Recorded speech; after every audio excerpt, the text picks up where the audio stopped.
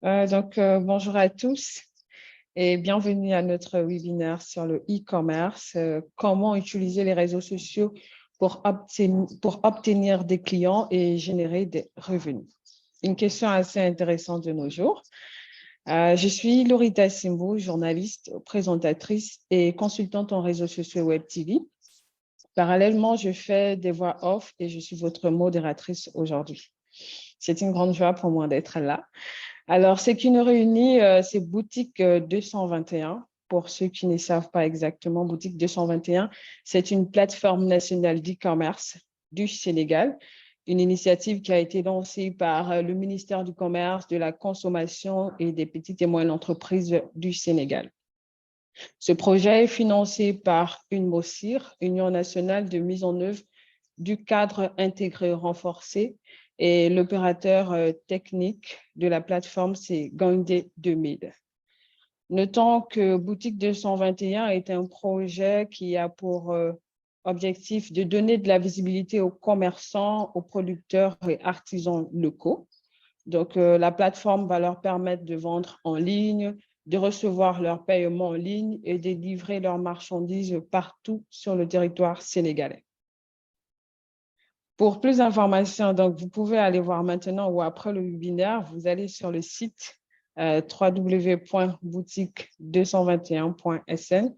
Vous allez avoir tous les détails.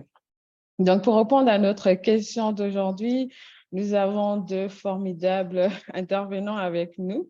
Il s'agit de Gloriane Yameogo, consultante en marketing digital et fondatrice de Boost des réseaux sociaux, et de Abdul Razak Tango, community manager spécialisé en renforcement COCA, réseaux sociaux et relations influenceurs. Donc, je vais donner à chacun le soin de se présenter, de mieux se présenter. Et comme on dit, honneur aux dames, si vous me permettez de vous tutoyer, Abdou et Gloriane. Donc, honneur aux dames. Gloriane, à toi la parole pour ta présentation. Ok, merci déjà pour cette belle présentation, Lorita. Donc, comme elle a si bien dit, moi, c'est Yamiogo Gloriane Kadiboensom et je suis consultante en communication digitale depuis 5 ans déjà. Et aujourd'hui aussi, j'ai une agence de communication qui s'appelle Boost des réseaux sociaux, qui aide les petites et les moyennes entreprises. Parce que comme nous le savons, le contexte actuel africain et même surtout du Sénégal ne permet pas aux petites entreprises en fait de s'octroyer des budgets de communication excessifs. Donc, nous, on les aide dans ce sens-là, voilà, avec les réalités de l'Afrique, vraiment à développer leur notoriété en fonction de leurs moyens. Donc, c'est un peu ça. Je suis certifiée Google Digital Active, HubSpot et j'ai travaillé avec de nombreuses entreprises. Donc, je serais vraiment heureuse de partager le peu que je connais avec vous aujourd'hui. Merci, Gloriane. Alors, Abdoul, à toi pour ta présentation. Voilà, merci déjà pour cette belle présentation. Donc, moi, c'est Abdul Razak Tanko. Je suis community manager spécialisé en SEO, SIA, en référencement et les réseaux sociaux avec une expertise en e-commerce, comme vous l'avez bel et bien présenté. Donc, moi, mon travail tourne autour des offres de services de communication digitale ayant la plupart pour finalité d'augmenter la visibilité de l'entreprise avec des objectifs souvent variés, mais la plupart, c'est augmenter souvent le portefeuille client. Donc, j'ai eu pas mal d'expérience dans le domaine de la communication. Aujourd'hui, j'évolue dans le domaine du digital.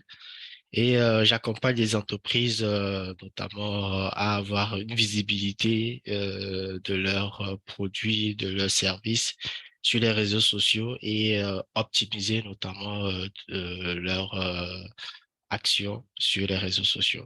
Donc voilà.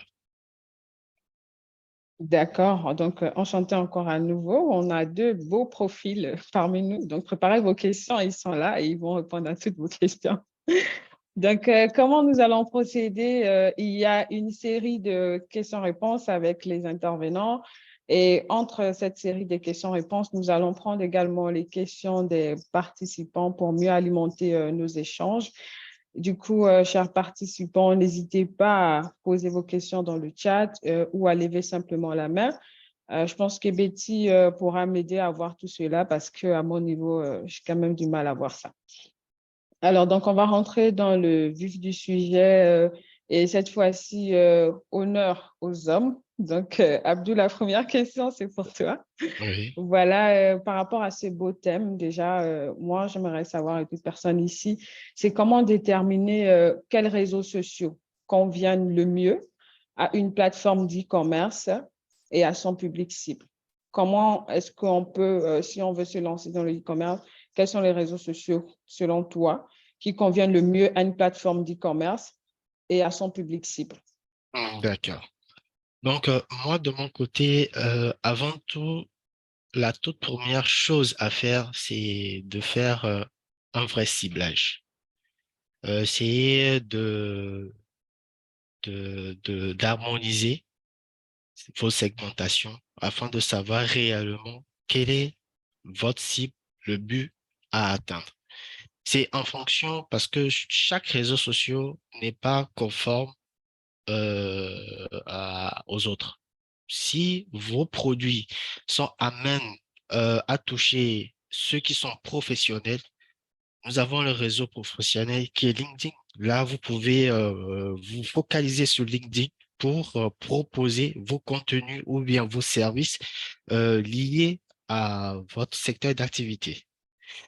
Contrairement si vous allez sur Snapchat, vous allez toucher effectivement de la visibilité, mais ce ne sont pas des retours escomptés de façon pointue.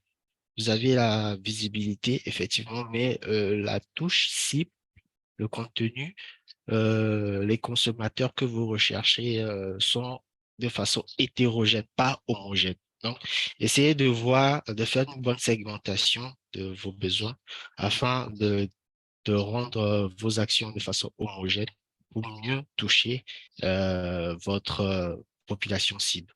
Mais pour en venir déjà, les réseaux Disons, sociaux, oui, vous oui, quels avez réseaux sociaux? beaucoup en fait de facettes qui sont sur les réseaux sociaux, effectivement, que les réseaux sociaux permettent une visibilité de vos actions, mais également vous permettent d'agir directement avec vos clients et vos différents prospects. Donc déjà, essayez, comme je l'ai dit. Le micro. Là, tu m'entends? Tu nous entends? Le micro est fermé là. Oui, là, je vous entends, c'est bien. Je vous entends. D'accord, ok. Ok, Oui. super. Donc, je disais merci pour ta réponse. Du coup, après avoir choisi ces plateformes et qu'on connaît ses cibles, pardon, Gloriane, quels sont les principaux avantages de l'utilisation des réseaux sociaux pour une activité d'e-commerce?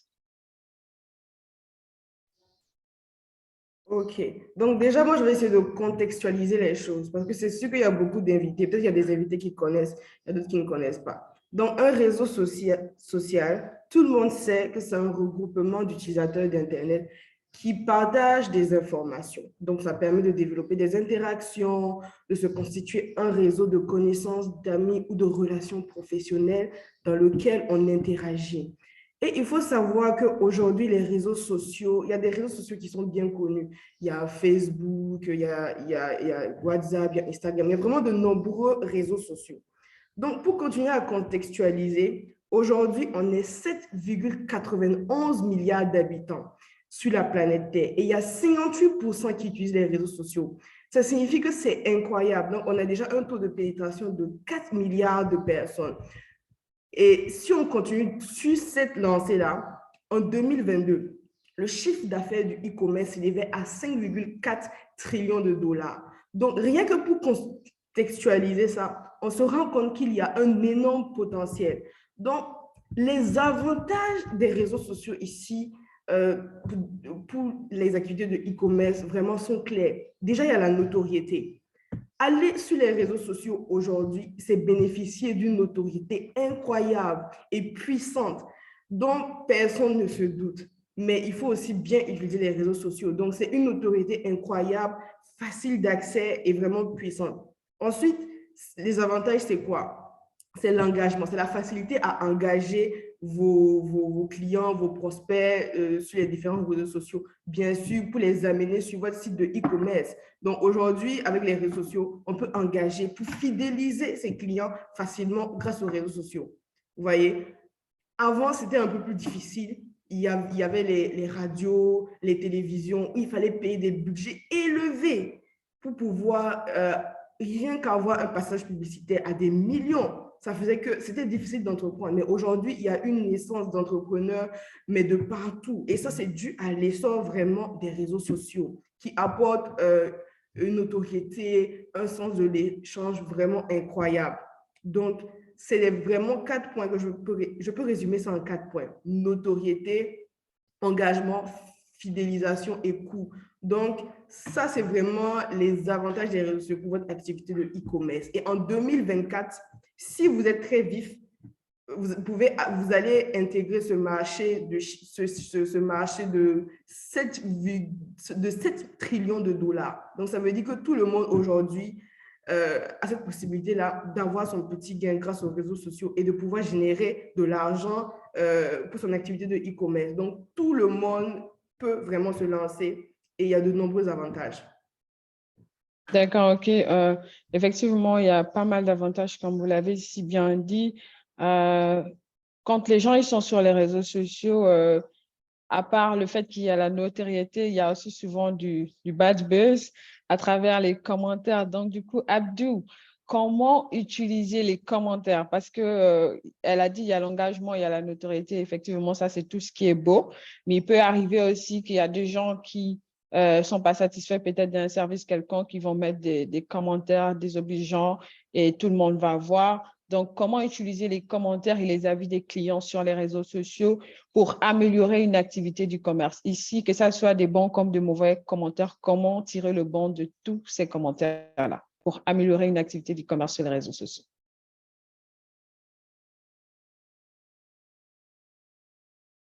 Abdou, ton micro est fermé.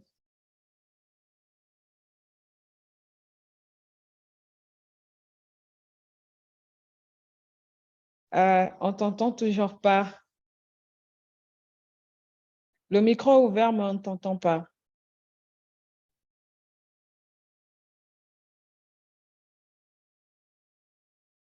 Non, on t'entend toujours pas.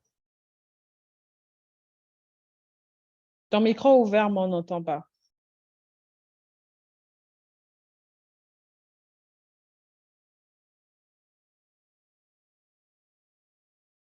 Non, ça passe toujours pas. Est-ce que vous n'allez pas vous reconnecter, Abdulrazak? Attendez. Oui, là, on Oui, t'entend très bien. On d'accord, t'entend ok, bien. d'accord. Donc, déjà, merci pour la question. Donc, pour aller sur le sujet, des commentaires positifs comme des commentaires négatifs sont tous des sources précieuses hein, d'informations pour les entreprises qui évoluent dans le commerce électronique, dans le e-commerce. Et ce qui est nécessaire là-bas, c'est de comprendre en fait les préférences. Pourquoi j'ai reçu des commentaires positifs, pourquoi j'ai reçu des commentaires négatifs. Et ça permet en fait de voir à peu près les ressentis et les besoins des clients afin de pouvoir détecter des éventuels problèmes sur peut-être ce que nous proposons pour apporter une meilleure solution. Revoir peut-être le packaging, revoir peut-être la couleur, un truc comme ça.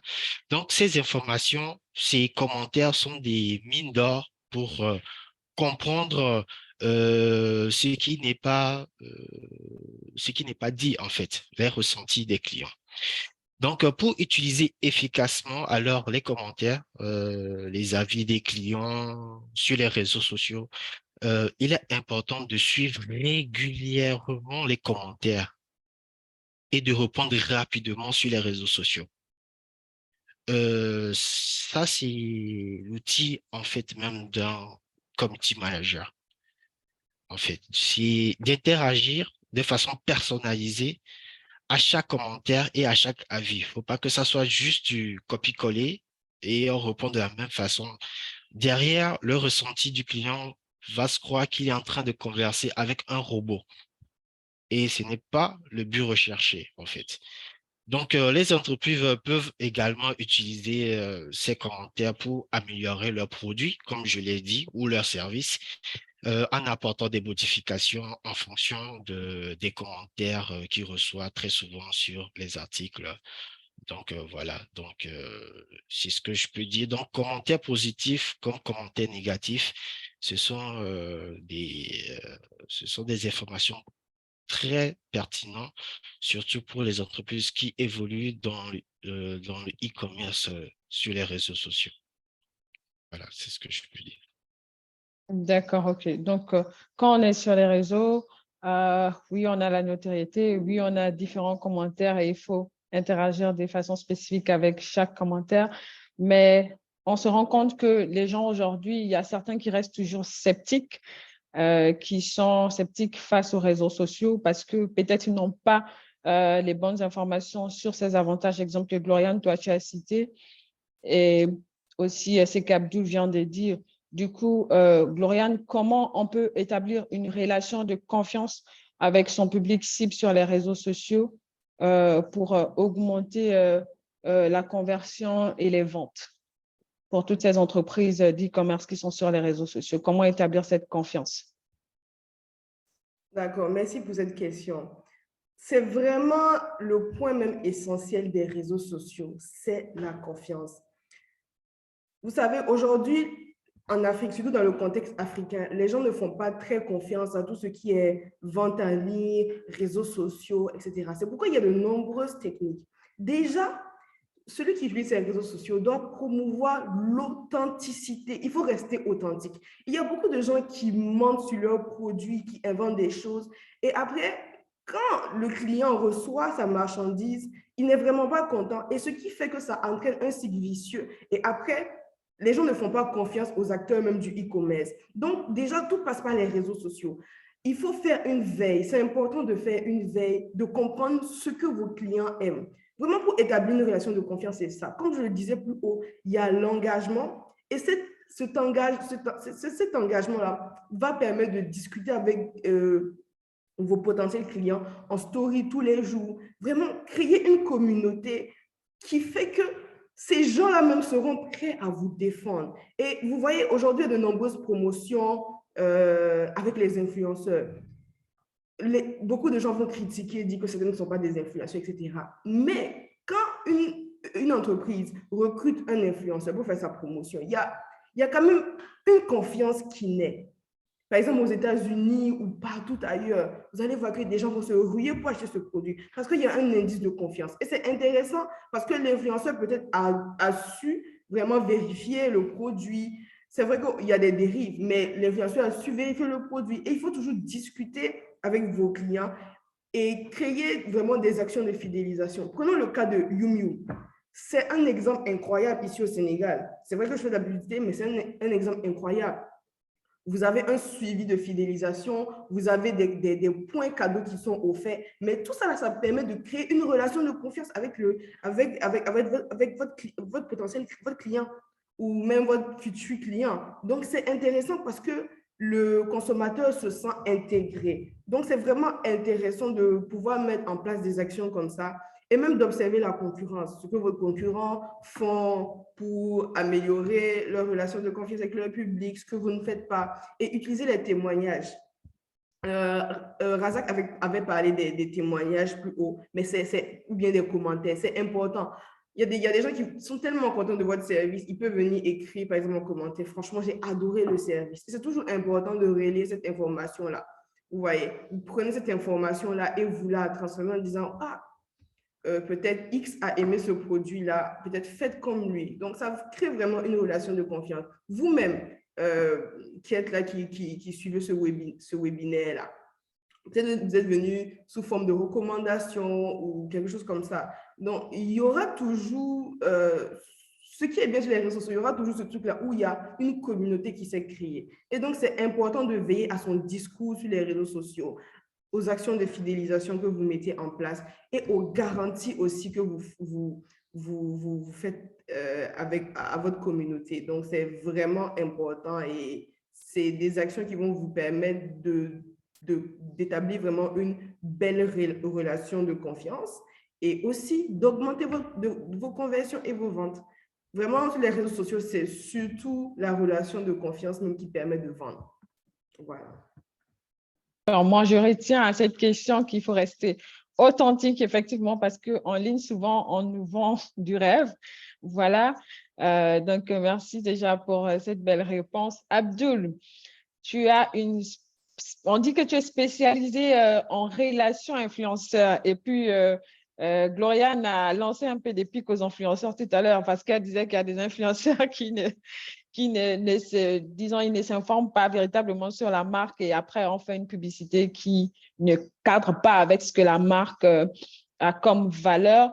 Du coup, on aimerait quand même savoir comment utiliser les influenceurs parce que beaucoup n'utilisent pas les influenceurs. C'est encore un sujet étape par étape pour plusieurs personnes. D'autres disent qu'ils sont chers, d'autres disent que bon, ça peut aller, il peut nous vendre le produit, mais il ne suffit pas de vendre le produit, il suffit aussi que cet influenceur, je pense, porte la valeur de votre produit, que vous puissiez vous retrouver quelque part, selon ce que Gloriane a dit, si je vais résumer, parce qu'il faut choisir l'influenceur en fonction du produit qu'on vend et il faudrait que ça cadre dans les deux parties.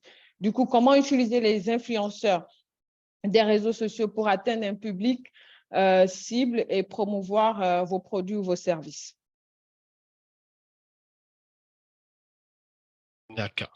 Donc, déjà, merci pour cette occasion de m'exprimer sur ce sujet afin de montrer à Gloriane que d'une part, elle a raison, mais d'une part aussi, elle n'a pas elle n'a pas vraiment raison sur ce coup aussi. Donc, la vie est partagée. Donc, dans le sens général, les influenceurs peuvent jouer un rôle important dans la promotion des produits, des services sur les réseaux sociaux au sens général. Et pour pouvoir utiliser efficacement, lorsqu'on se retrouve sur cette phase où on est en étroite collaboration avec les influenceurs, c'est d'abord d'identifier clairement les influenceurs qui sont pertinents à votre entreprise ou bien à votre public cible. Voilà, si dans les produits de beauté, on va avoir tendance à aller sur des influenceurs femmes. Voilà, parce qu'on se dit que les femmes, elles sont à même de mieux comprendre les affinités des publics cibles qui sont les femmes à qui on vend des produits de beauté. Voilà. Donc, ça, c'est un exemple vite fait pour centraliser là où je veux aller. Donc, de chercher, de trouver des influenceurs qui partagent les mêmes valeurs, les mêmes aspirations afin d'avoir une audience convertible. Voilà, c'est ça. C'est très important. Donc, en plus de ça, il faut aussi nouer avec ces influenceurs des relations de partenariat. C'est-à-dire, je prends l'exemple très simple, peut-être c'est le sponsoring avec ton partenaire. Voilà, tu fais soit du sponsoring avec lui ou soit très simplement, toi, en tant que le partenaire d'affaires avec l'influenceur, tu partages ses contenus sur ta propre page ou bien l'influenceur est tagué sur une publication, voilà, que voilà, l'entreprise met sur les réseaux sociaux. Déjà, le fait que le partenaire voit cette interaction qu'il y a entre l'entreprise et le collaborateur, ça crée déjà un lien de confiance. Et voilà, ça permet à ce que les influenceurs puissent mieux vous référencer sur voilà, vos produits. Et En plus de ça, voilà, une bonne collaboration. Je pense que l'essentiel est fait. Comme Gloriane a dit, tout n'est basé que sur de la confiance. Dans le milieu du digital, il faut avoir de bonnes éthiques pour être mieux référencé, pour être une personne avec qui on peut promouvoir, on peut donner des responsabilités, voilà, ou bien confier des projets. Voilà, c'est très important de toujours veiller à cet état d'analyse sur soi pour avoir de bonnes moralités. Voilà, merci. D'accord, donc on retient qu'il faudrait bien cibler, qui cadre avec nos valeurs et nos principes avant de Exactement, s'engager. exactement. Nous avons une première question dans le chat. Donc, la question va s'adresser à vous deux. Si quelqu'un peut dire 2 à 3 mots là-dessus. La personne demande comment faire connaître sa page Facebook. Gloriane, si tu peux commencer. OK. Pour connaître sa page Facebook, c'est très simple. Vous savez, aujourd'hui, l'algorithme, ça, peut-être ça dévance une question, mais vous savez bien qu'aujourd'hui, l'algorithme de Facebook est devenu très, très compliqué. Vous devez forcément passer, même nous-mêmes avec nos clients, souvent c'est compliqué de leur expliquer que ce n'est pas parce que tu postes forcément que tu vas avoir des retours. C'est vraiment compliqué. Il faut d'abord passer par cette éducation-là. Mais pour connaître sa page Facebook, c'est vraiment simple. C'est pas très simple, mais ça peut être simple. Il faut déjà créer du contenu qui puisse ressembler à votre cible. Déjà connaître votre cible, créer du contenu qui puisse ressembler à votre cible. Ça, c'est vraiment la première étape. Mais après, misez vraiment aussi sur votre entourage proche pour dire à votre entourage proche, peut-être liker ma page, partager. Parce que ce que les gens oublient, c'est difficile de faire grandir une communauté aujourd'hui là sur Facebook. C'est très, très difficile. Donc, il faut vraiment intégrer aussi votre communauté proche à booster votre page d'abord. Parce que les moyens pour booster une page Facebook sont vraiment élevés. Donc, après cette étape-là, vous pouvez aussi passer par les groupes Facebook. Partagez votre page dans certains groupes Facebook, sur certains canaux Telegram, par exemple, parce que c'est vraiment le budget après publicité va venir. Mais il faut savoir que tout le monde n'a pas ce budget-là. C'est pourquoi je peux proposer des moyens comme votre entourage proche, les groupes Facebook. Et après, maintenant, passez par la publicité Facebook. Facebook, c'est une entreprise commerciale. Ils recherchent de l'argent. Donc, ils ne postent plus. Ça, vraiment, il faut faire tomber ça. Ils ne font plus passer vos publications comme ça facilement. C'est devenu compliqué. Donc, misez sur le budget publicité. Peut-être même si vous avez un CM, si vous avez un CM ou si vous n'avez pas, ou vous engagez une agence, peut-être dites-leur peut-être de créer du contenu pour vous simplement. Vous allez poster et vraiment investir sur votre budget publicitaire. Voilà. Mais il faut toujours connaître vraiment sa cible, à qui le produit est destiné et ensuite faire les actions que j'ai proposées.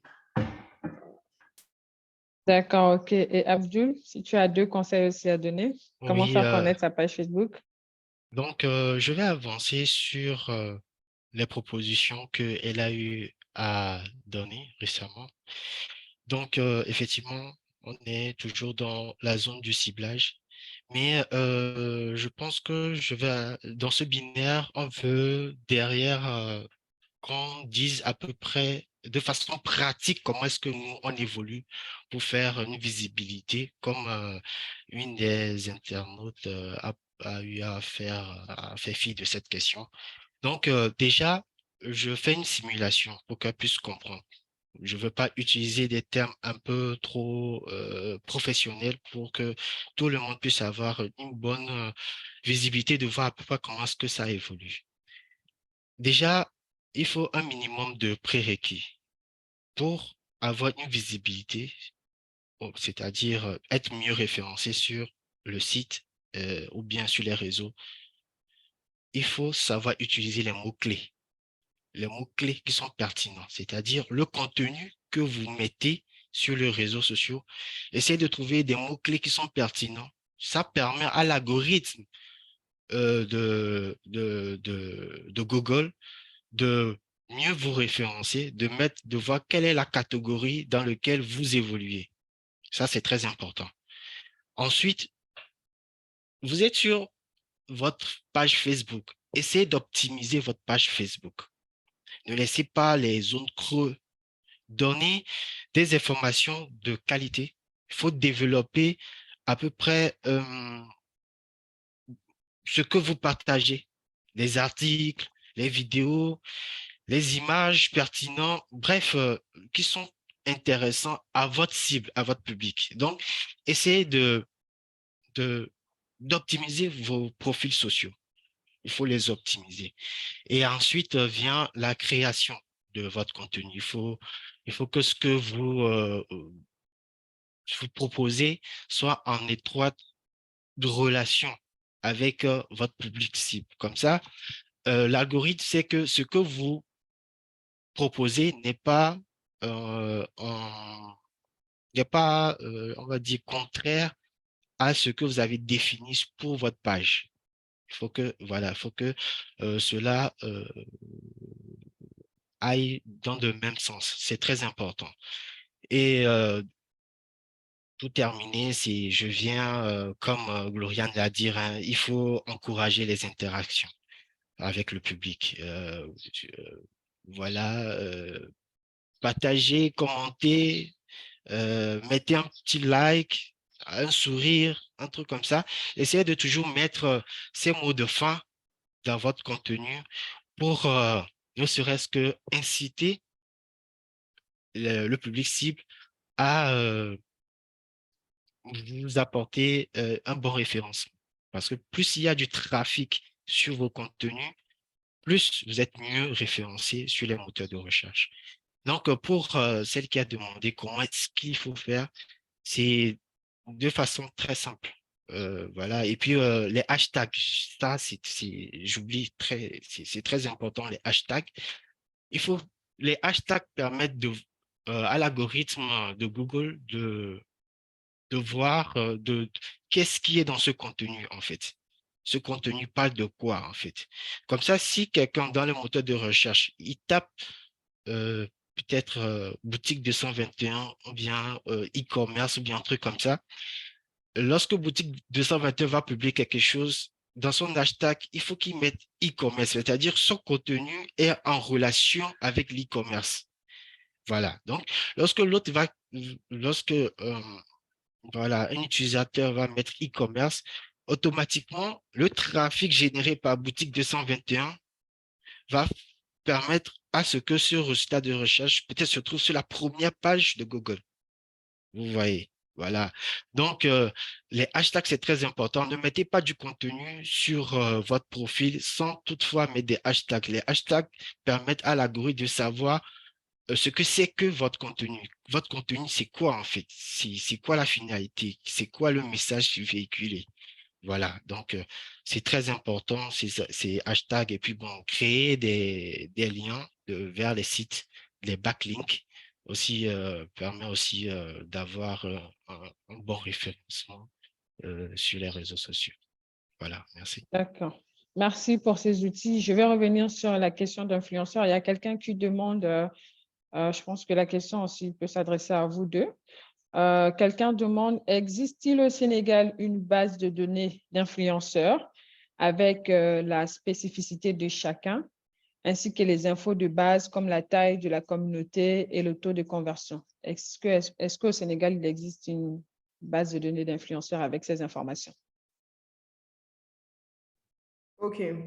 Pour ma part, nous, à notre niveau, on travaille en tant qu'agence, on travaille avec des influenceurs. On nous répète, on étudie les profils des influenceurs, leur notoriété et on les stocke sur une base de données. Mais ce n'est pas dit qu'on vend ça à n'importe qui. Vous voyez, c'est avec nos clients, on travaille avec eux. Lorsqu'ils ont des campagnes, on peut leur proposer quelques influenceurs.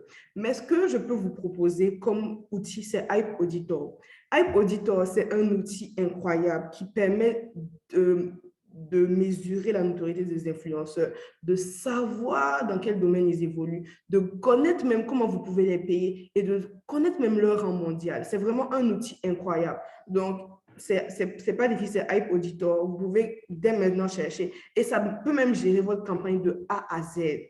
Donc, c'est un outil que nous on utilise souvent même pour analyser ces influenceurs, savoir s'ils sont vraiment, ils sont vraiment dans leur catégorie. Et c'est vraiment un outil incroyable que nous on utilise. Donc, c'est un petit secret que je vous donne, mais vous pouvez déjà chercher. Voilà. D'accord. Abdou, tu as quelque chose à ajouter sur ce point? Oui, évidemment. Je pense que ce webinaire est riche en informations. Comme on dit, on apprend toujours. Donc, je vais jeter un coup d'œil sur notamment votre proposition, Gloriane, pour voir ce que ça va donner. Donc, moi, de mon côté, je me base sur la culture à partir de zéro, c'est-à-dire la gestion des communautés. Euh, c'est vrai, ce n'est pas facile, comme Gloria l'a dit, d'avoir un portefeuille de personnes cibles qui touchent réellement ce dont vous avez envie ou bien ce dont vous aspirez. Souvent, les gens, et c'est pour cela, c'est très important. Avant, dans les années antérieures, vous êtes là et puis on vous met dans un groupe WhatsApp. Comme ça, vous vous réveillez, vous êtes sur un groupe WhatsApp où il y a peut-être 300, 500, 600 personnes. Et ces groupes sont différents. Et ces groupes partagent des produits qui ne sont pas les mêmes. Peut-être il y a d'autres, c'est des produits les vêtements. Il y a d'autres, voilà, c'est d'autres, peut-être c'est des services et tout cela. Avant, on ne calculait pas l'importance, en fait, de cette communauté qui se crée de façon aléatoire. Et actuellement, pour retrouver ces genres de groupes, c'est très, très difficile parce que ce sont des groupes, quand ils répondent à tes besoins cibles, ces personnes partagent les mêmes affinités directement ou bien indirectement avec toi, même si vous ne proposez pas les mêmes choses. Vous comprenez.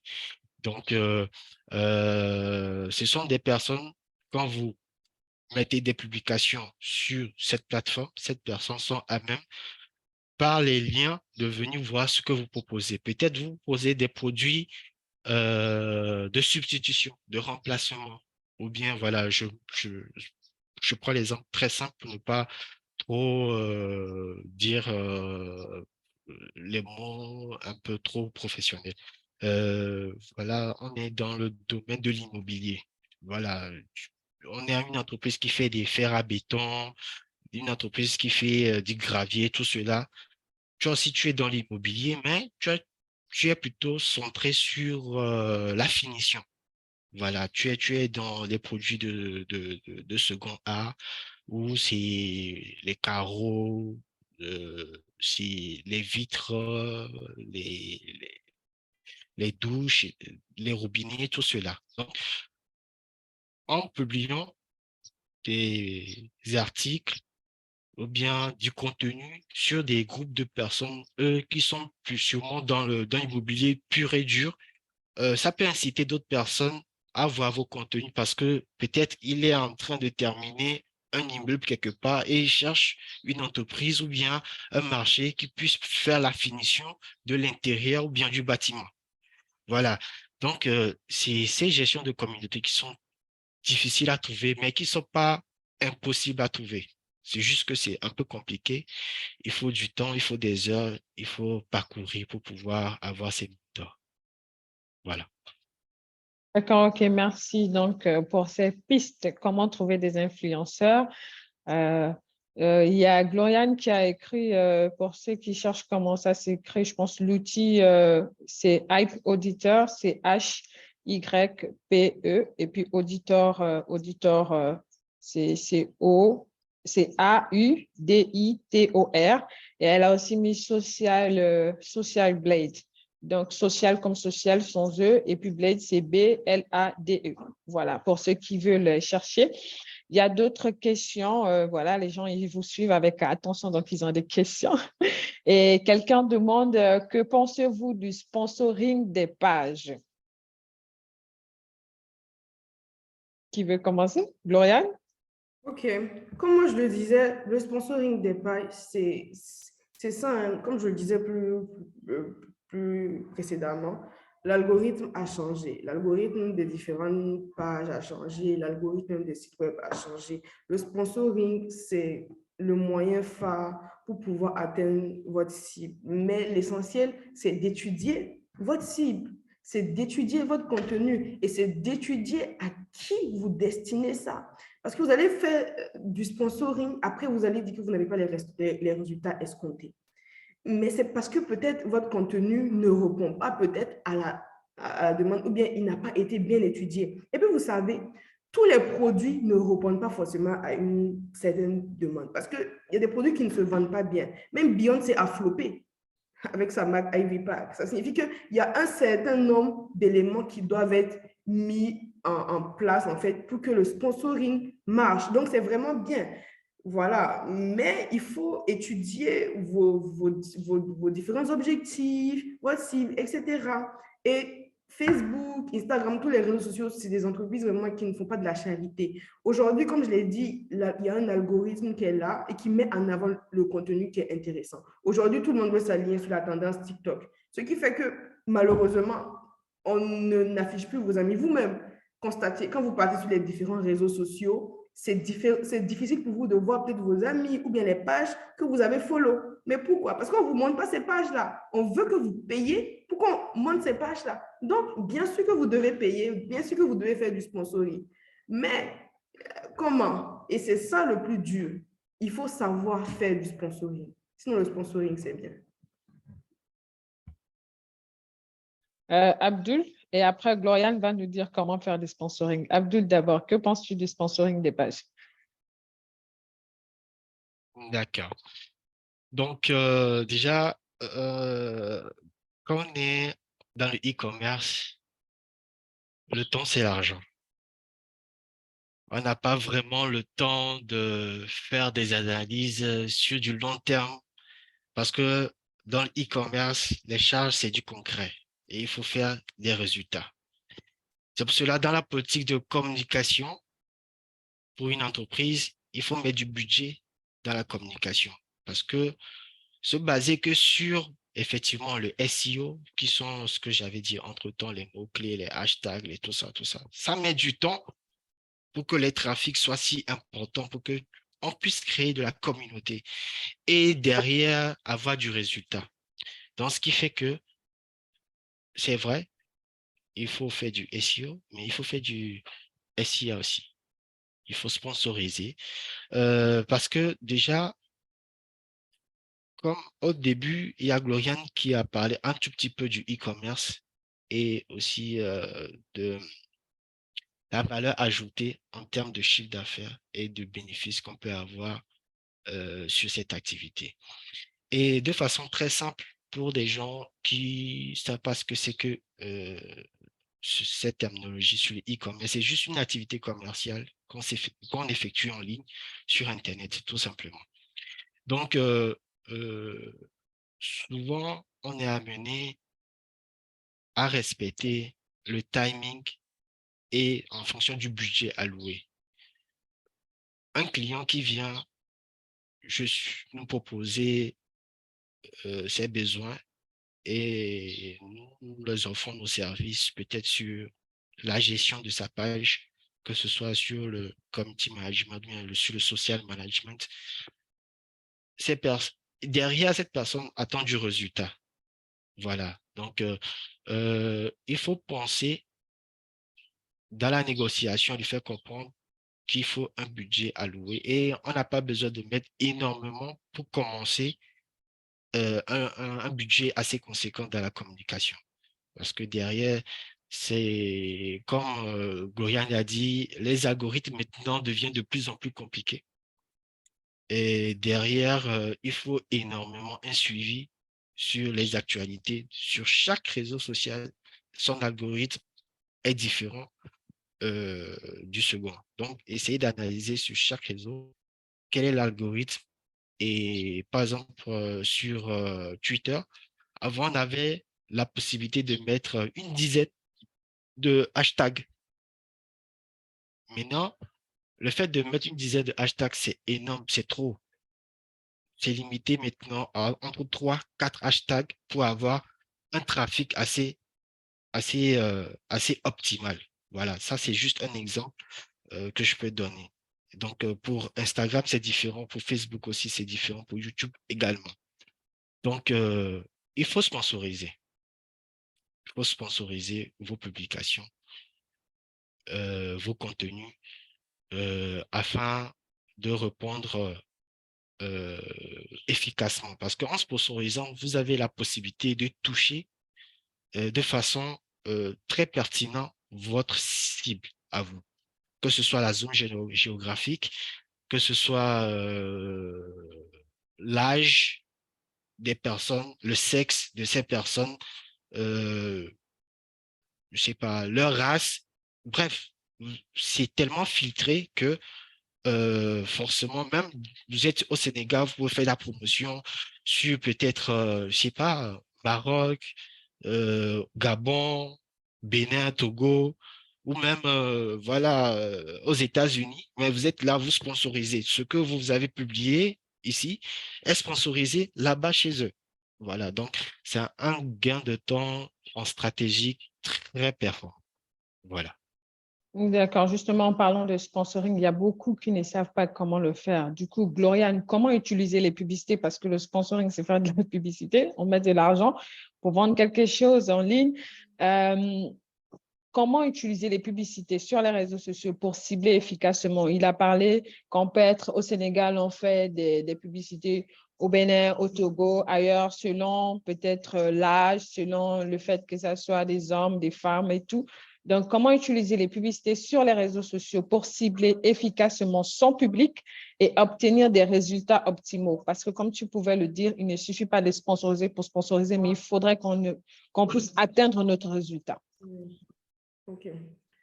Donc, vous savez, les réseaux sociaux, c'est une régie comme une autre, hein. Les réseaux sociaux aujourd'hui, c'est une régie comme une autre. Les réseaux, il y a plusieurs objectifs, il y a plusieurs manières de faire. Mais ce qui est intéressant sur les réseaux sociaux, c'est qu'il y a la possibilité vraiment de sonder rapidement son public. Vous savez, les campagnes marketing classiques, vous allez aller faire des études de marché, aller vers les gens, c'est compliqué et ça coûte beaucoup d'argent, peut-être des millions et des millions de francs CFA. Mais aujourd'hui, vous pouvez rapidement sonder votre public, essayer de comprendre qui c'est vraiment, à qui est destiné tout ça. Donc, d'abord, la première étape, en tout cas, c'est d'abord de sonder son public et le comprendre. Il faut vraiment comprendre son public parce que où vous mettez de l'argent, vous ne pouvez pas faire les choses au hasard. Ça, on est clair. Où vous mettez de l'argent, vous ne pouvez pas faire les choses au hasard. Donc, c'est important de toujours sonder son public. Et même les statistiques qui sont sur vos réseaux sociaux. Il y a beaucoup de gens qui voient les statistiques, Instagram ou Facebook, mais qui laissent ça comme ça. Et c'est des données essentielles. Aujourd'hui, on est dans une guerre de données, mais les gens ne s'en rendent pas compte. Les Européens, les Occidentaux sont déjà en avance sur nous. On est dans une guerre de données, même avec les scandales de Cambridge Analytica. Tout le monde sait comment on a pu détourner les informations pendant les élections américaines pour nommer un président. Et ça, et avec Facebook, vous imaginez la force de la publicité sur les réseaux sociaux et de la promotion. C'est pourquoi c'est important de toujours sonder son public et de comprendre et d'utiliser les données que vous avez. Vous allez voir, vous avez un like, 2 likes. Ce n'est pas forcément ça. Il faut toujours sonder son public, les gens qui commandent ou bien le nombre de commandes que vous avez. Vous allez voir, peut-être qu'il y a des gens qui vont commander 10 bouteilles de lait, je ne sais pas. Peut-être que c'est ça que les gens aiment. Donc, quand vous sondez votre public, vous savez ce qu'ils aiment. Maintenant, vous pouvez peut-être créer votre contenu. Vous allez maintenant définir un objectif. Il faut toujours définir un objectif dans tout ce que vous faites. Bon, peut-être j'ai sondé mon public. Maintenant, peut-être mon objectif, c'est d'atteindre peut-être, ça peut être un objectif de notoriété, ça peut être un objectif de fidélisation. Vous voyez, peut-être vous allez dire, j'ai envie de fidéliser, je viens de commencer, j'ai envie de me faire connaître peut-être sur 50 000, envers 50 000 personnes. Ça peut être votre objectif de notoriété. Ou bien vous pouvez chercher un objectif de fidélisation ou bien de conversion. J'ai envie que les gens, quand ils voient ma publicité, ils cliquent et ils partent sur mon site de e-commerce pour pouvoir peut-être déclencher un achat. Ça peut être votre objectif. Donc, il faut avoir des objectifs. Beaucoup de gens se lancent dans la publicité juste la publicité, alors que ce n'est pas comme ça, c'est des stratégies et des stratégies. Après, les gens se plaignent que les agents de communication, mais c'est du travail, c'est des stratégies et des stratégies. Donc, vous allez sonder votre public, comprendre ce qu'ils aiment, définir un objectif clair par rapport à ce que vous faites et ensuite, vous allez peut-être commencer à créer votre contenu par rapport à vos objectifs, par rapport à ce que vous avez fait. Vous voyez? Et après, vous allez commencer à faire des publicités tests. C'est toujours bien de faire des publicités tests.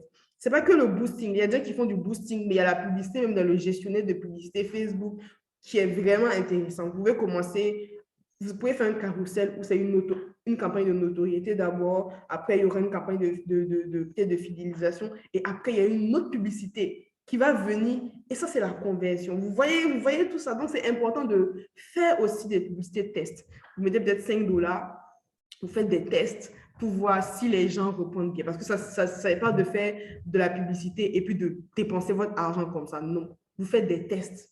C'est important, les tests. Donc, comme je le disais, après avoir sondé votre public, vous définissez votre objectif, vous créez votre contenu, vous validez avec votre équipe, vous faites les campagnes tests, A, B, C, tests. Vous faites des tests, c'est important. Parce que où on dépense de l'argent, il faut être vraiment vif. Et ensuite, mon conseil aussi, c'est d'analyser. Quand vous faites vos publicités, quand les gens finissent, ils n'analysent pas. Ils n'analysent pas les retombées. Et ça, c'est une erreur. Le marketing digital, les gens, ils voient, non, c'est du CM, ils font de la création de contenu, ils font des posts et c'est fini. Non. Il y a du brainstorming, il y a de l'analyse du début à la fin. Quand vous commencez, vous analysez. Quand vous finissez, vous analysez. Et en fonction de vos résultats, peut-être que c'était pour acheter du lait. Mais quand les gens sont allés sur votre site, peut-être qu'ils n'ont même pas acheté le lait là. Peut-être que c'est du beurre qu'ils ont acheté. Vous allez voir que ça, c'est une donnée. Comme je le disais plus haut, données. Les données, la guerre des données. Vous allez voir que c'est une donnée importante. Ah, peut-être que je dois faire ça. Peut-être faire plus de beurre par rapport à quelque chose. Et ça, c'est important pour vous. Et en fonction de ça, vous allez chaque fois retester les publicités, les relancer. Et c'est vraiment comme ça que je pense que vous pourrez atteindre à faire des campagnes qui vont vraiment cibler votre public et puis atteindre des résultats optimaux. Vous voyez que ce n'est pas facile au final. Ce n'est pas facile. On va peut-être booster votre publication ou bien, mais ce n'est pas du tout facile. Vous voyez un peu. Et à la fin, maintenant, le conseil que je peux donner, c'est pour vaincre l'algorithme, faites de la publicité, mais surtout faites de la bonne publicité.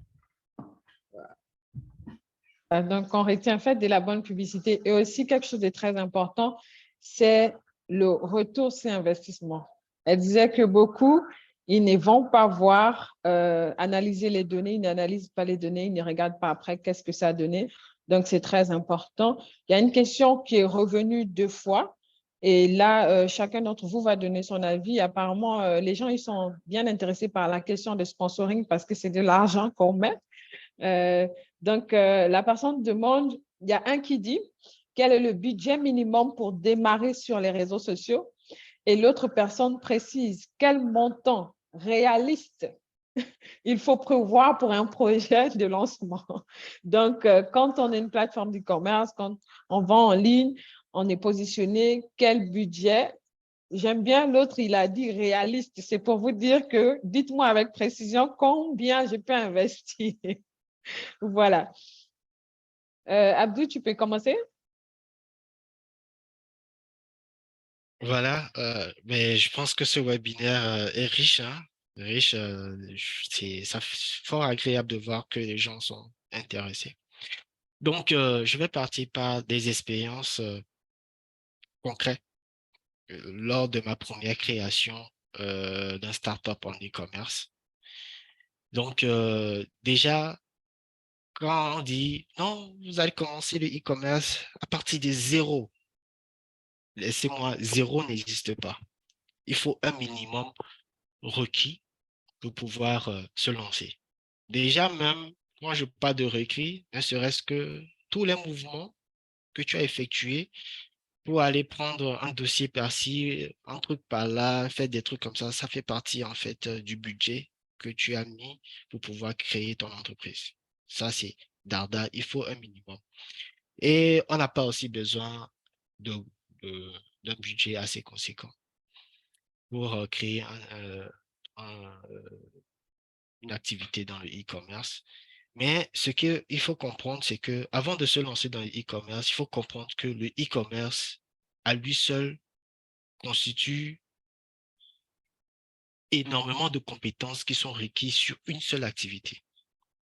Parce que pour bien faire le e-commerce, déjà, il faut savoir faire du copywriting. Ça va faire du sourcing, aller checker ce que tu aimerais vendre pour avoir un fort impact, voir quels sont les produits qui répondent à la tendance actuelle. Fais du sourcing. Et derrière, savoir faire de la création de contenu. Comment est-ce que créer des affiches, euh, pouvoir créer des vidéos et tout cela.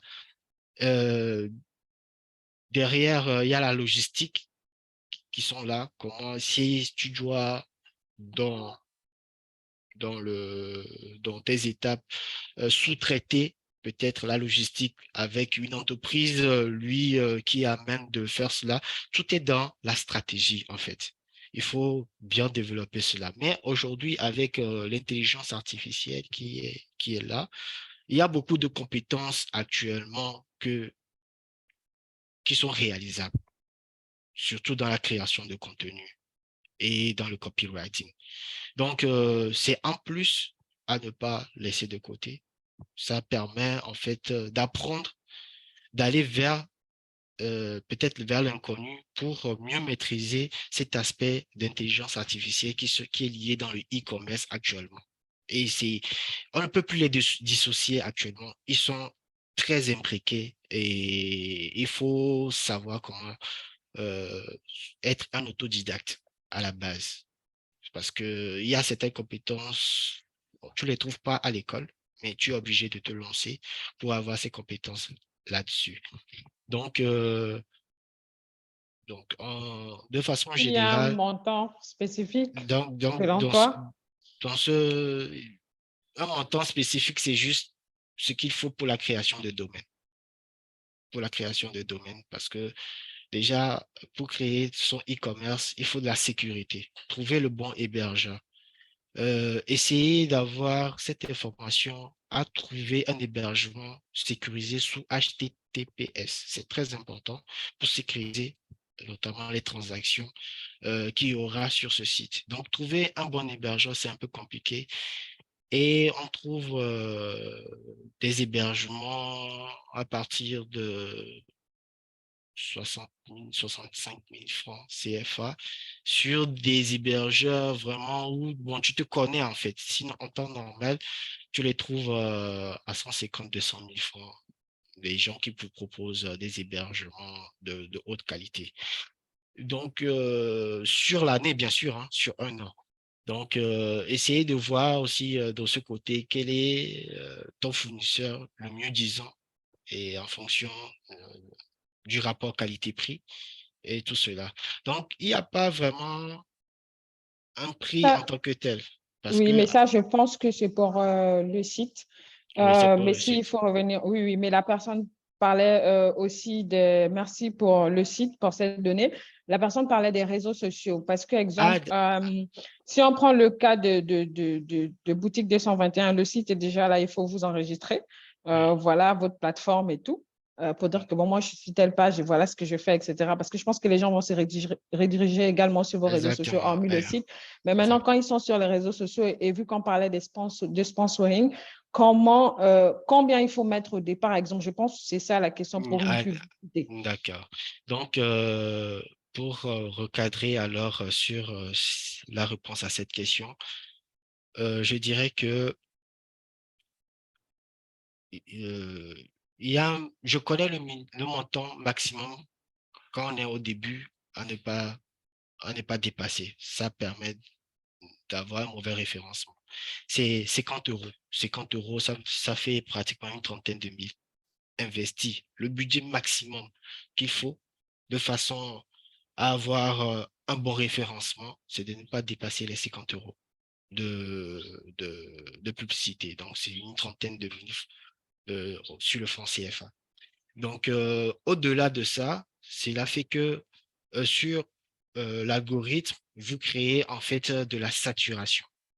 En fait, c'est-à-dire que vos contenus, vous essayez d'avoir un bon référencement, pas de façon naturelle, mais en le boostant énormément. Donc, en boostant énormément, vous perdez en valeur sur le contenu que vous proposez. Donc, par semaine, vous pouvez mettre 3 euros, 5 euros en fonction du marché cible que vous voulez toucher. Plus il y a d'impact, plus vous pouvez grossir votre zone cible. Et plus vous grossissez votre zone cible, bien évidemment, il faut payer un tout petit peu en plus, mais ne jamais dépasser les 50 euros, voire les trentaines de mille. Parce que là, voilà, vous pouvez le faire peut-être une, deux fois, mais il ne faut pas trop le faire souvent parce que c'est à un moment donné, vous publiez, mais vous n'avez pas de retour, vous ne comprenez absolument rien. Malgré que vous faites du sponsoring, voilà, vous mettez tout le temps de l'argent dans la publicité, mais vous voyez que vous n'avez pas vraiment de retour satisfaisant. C'est parce qu'il n'y a pas de la qualité dans ce que vous proposez, tout simplement. D'accord, ok, merci. Et toi, Gloriane, quel montant tu peux conseiller?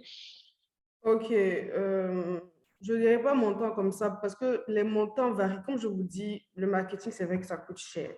Ça, on ne va pas se le dire, on va pas se mentir, c'est vrai. Mais c'est vrai qu'on dit aujourd'hui que les réseaux sociaux, en tout cas, sont venus réduire beaucoup de frais. Mais c'est vrai qu'avec la concurrence aujourd'hui, le budget que tu mettais avant, ce n'est pas forcément le budget que tu vas mettre aujourd'hui et puis avoir les mêmes retours sur investissement. Ce n'est pas vraiment possible.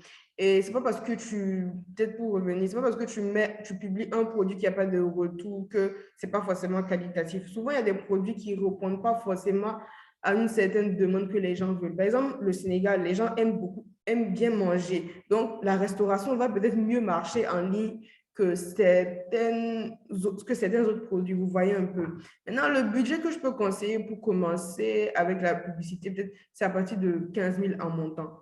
Vous voyez, peut-être, ça, c'est un budget vraiment commencer en montant. Voilà. Et comme il a dit aussi, Razak, il faut étudier son contenu et puis peut-être tester. Moi, c'est toujours ce que je dis, tester. En même petit budget, on teste. S'il y a de bons retours, on continue. Mais je pense que c'est un budget vraiment pour commencer au début et puis après, on continue. Voilà. D'accord, ok. Il y a une question qui est revenue. Très rapidement, la personne demande, j'aimerais savoir si chaque réseau social est mieux adapté à un type de business. Si oui, comment faire le choix pour son business? Je pense que c'est la première question que j'avais posée à Abdul le début. Gloriane, si tu peux aussi donner ton avis dessus. La personne demande, vu que chaque réseau social a des spécificités différentes, donc pour mieux adapter son business, que choisir en fait? Comment faire le bon choix? Si vous pouvez peut-être donner des exemples. Si on vend des vêtements, où est-ce qu'il faut se retrouver? Si on vend des chaussures, etc. Tout dépend de la raison d'être de votre business. Par exemple, si vous êtes dans la restauration, comme je le disais, Instagram, Facebook, ça peut être des réseaux qui sont intéressants en termes de lifestyle, en termes de partage de vie quotidienne. Ça, c'est plus Instagram. Facebook, ça va être peut-être de partager des informations avec notre communauté proche, mais c'est toujours bien concernant les restaurants. Vous voyez, maintenant, si vous proposez du coaching, vous pouvez peut-être aller sur LinkedIn, mais toujours un peu sur Instagram, parce que Instagram, ça reste du lifestyle. Maintenant, Twitter, si vous êtes un journaliste, vous êtes un journaliste, vous pouvez aller sur Twitter, par exemple, ou bien si vous êtes une marque qui fait beaucoup d'actualités, vous pouvez aller sur Twitter. Mais aujourd'hui, même les grandes marques vont sur Twitter en termes d'interaction sociale. Par exemple, McDo et Burger King. Ces marques sont sur Twitter, surtout pour collecter les avis et faire de la veille pour entendre ce qu'on dit sur elle. Vous allez voir des marques comme Burger King qui vont répondre souvent aux commentaires. C'est vraiment pour créer une communauté. Aujourd'hui, quand une marque est déjà établie, est déjà grande, elle doit aller sur ces réseaux-là, peut-être, ce n'est pas forcément sa cible, mais elle doit aller sur ces réseaux-là, peut-être pour créer une communauté, pour se fondre dans la masse. Tu n'es plus une marque. Tu n'es plus seulement une marque. Tu es une marque, mais tu deviens une entité, en fait. Donc, tu dois aller et tu deviens comme une personne, tu discutes, tu essaies de répondre aux mauvais commentaires et tu gères les bad buzz. Donc, vraiment, tout va dépendre de la raison d'être de votre entreprise. Les coachs, ils sont beaucoup sur LinkedIn aussi. Si vous faites du coaching, vous êtes beaucoup sur LinkedIn. Lifestyle, Instagram, Pinterest. Les gens oublient beaucoup Pinterest, mais c'est intéressant aussi, peut-être pour ceux qui sont dans le e-commerce, qui ont de la mode à proposer, parce que les femmes aiment bien aller sur Pinterest, chercher leur modèle de fête et les gens épinglent. Et puis, ce qui est bien sur Pinterest, c'est un secret, hein, mais allez sur Pinterest. Parce que quand tu passes sur Pinterest, tu publies tes trucs. Je pense que moi, je publiais certaines choses et je vois, tu as 14 000 personnes par semaine, mais quand tu es actif, ça veut dire que, imagine ce trafic-là sur ton site Internet. Les gens qui vont sur ton site Internet, c'est incroyable. Snapchat aussi, voilà, peut-être pour le lifestyle, par exemple, montrer la vie quotidienne. Donc, c'est un peu ça. Donc, il y a des réseaux, il faut étudier en fonction de la raison d'être de votre entreprise. Mais de votre côté aussi, ne soyez pas paresseux. Faites une étude. Internet est là pour ça. Vous voyez un peu. Essayez de faire une étude aussi. Vous voyez votre raison d'être, c'est quoi. Et faites quelques petites recherches parce qu'il y a beaucoup de réseaux sociaux. Vous voyez un peu. Voilà. Donc, à vous de faire le choix avec ces conseils. Donc, nous avons parlé de sponsoring, nous avons dit qu'on peut investir tant de montants. Nous avons parlé également qu'il faut avoir des beaux visuels avant de se lancer dans la publicité.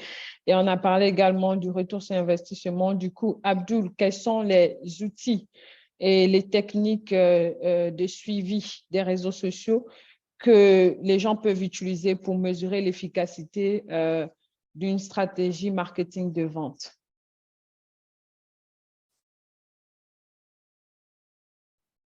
Voilà.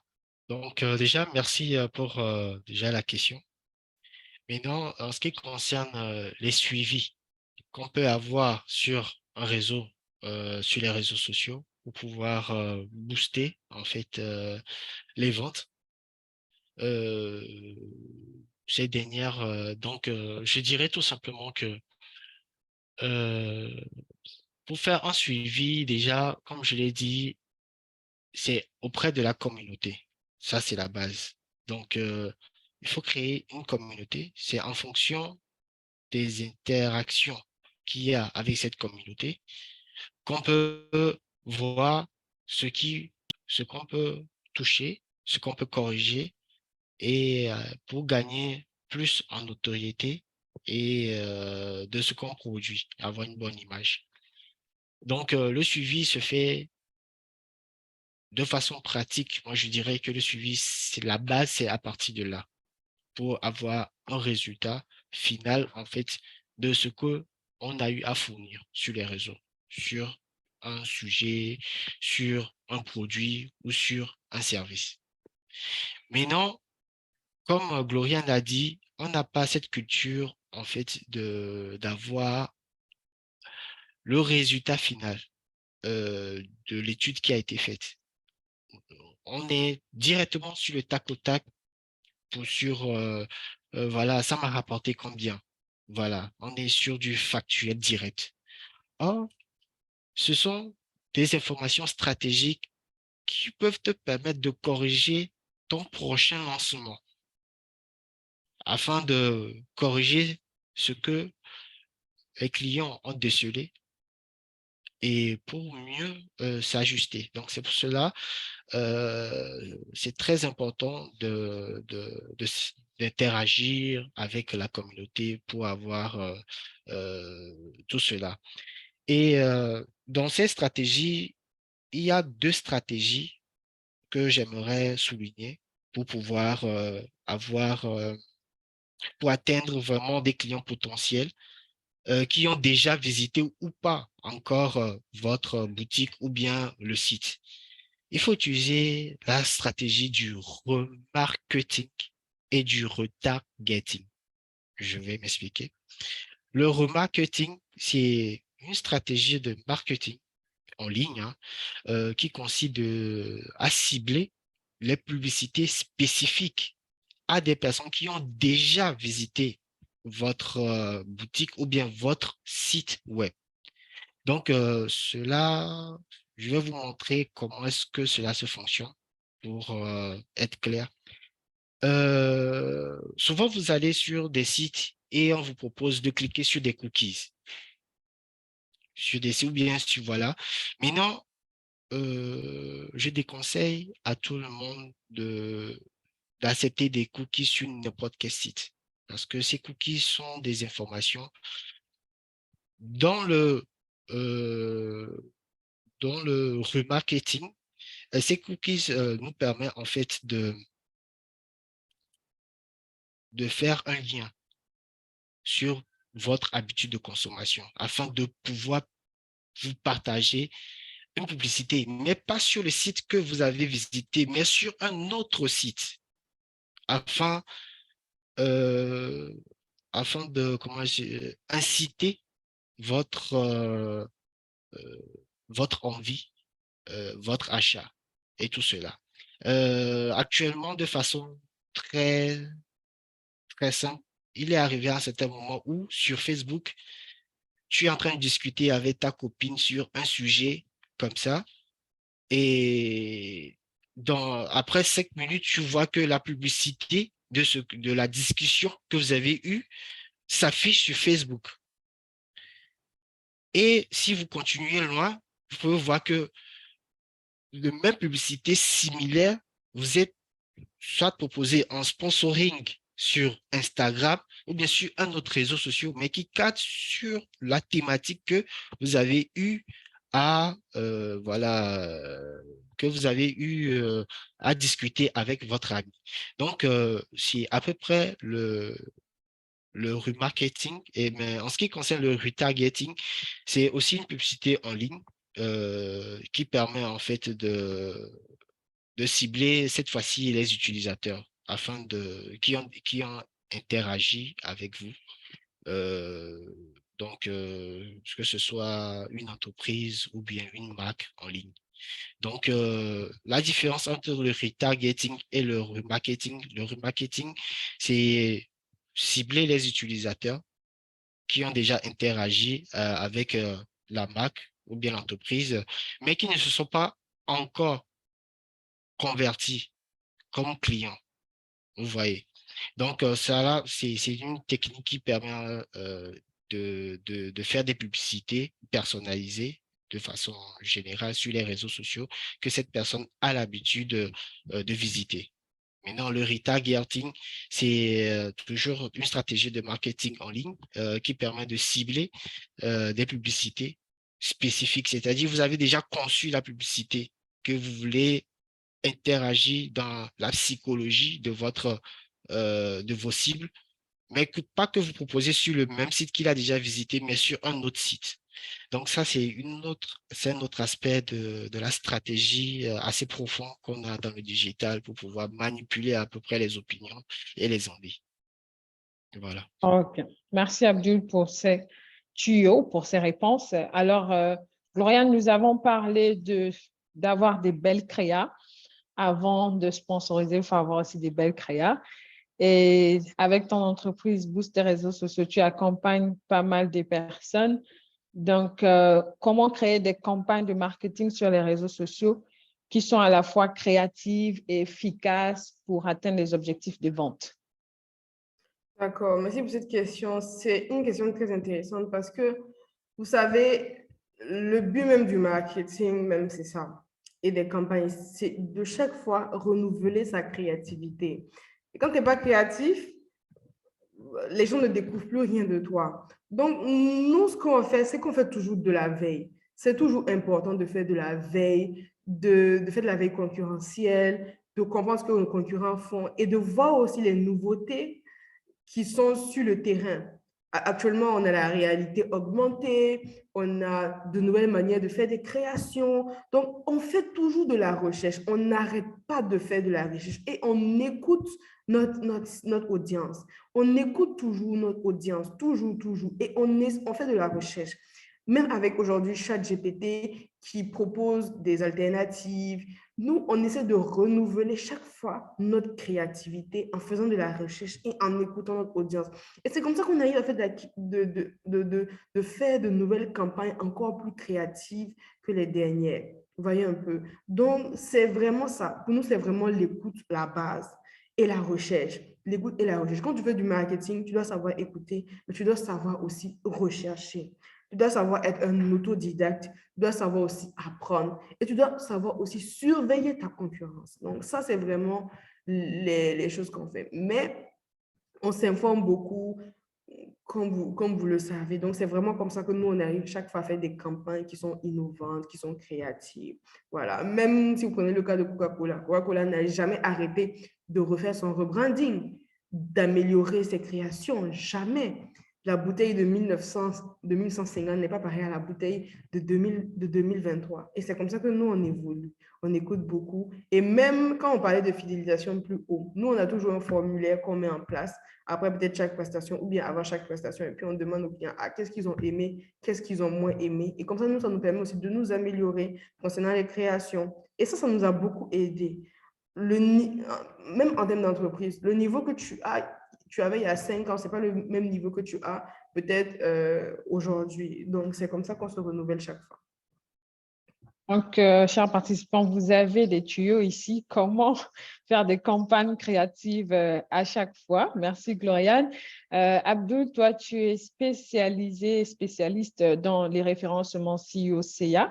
Du coup, on aimerait savoir comment intégrer des stratégies de référencement sur les réseaux sociaux pour augmenter la visibilité, améliorer votre classement, exemple, le classement d'un site e-commerce sur les résultats de recherche. Comment ça se passe?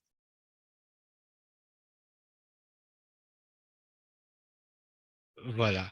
Donc, pour répondre à cette question, donc, je pense que j'avais entre-temps pris l'opportunité de tourner un tout petit peu autour de cette thématique.